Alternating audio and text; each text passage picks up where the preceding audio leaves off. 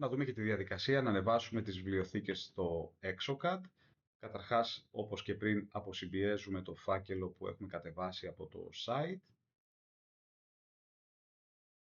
Ο φάκελος μέσα περιέχει έναν υποφάκελο που λέγεται Implant Library. Αυτά που βρίσκονται μέσα σε αυτόν τον υποφάκελο, αυτοί οι φάκελοι που βρίσκονται μέσα σε αυτόν τον υποφάκελο, θα πρέπει να τους αντιγράψουμε μέσα στο φάκελο Implant του Exocad. Άρα μπορούμε να τους κάνουμε copy, να πάμε με δεξί κλικ στο εικονίδιο του Exocad, Open File Location, πατώντας το πάνω βελάκι να πάμε 2 φακέλους πριν μέχρι να φτάσουμε στο φάκελο που περιέχει το Dental CAD App.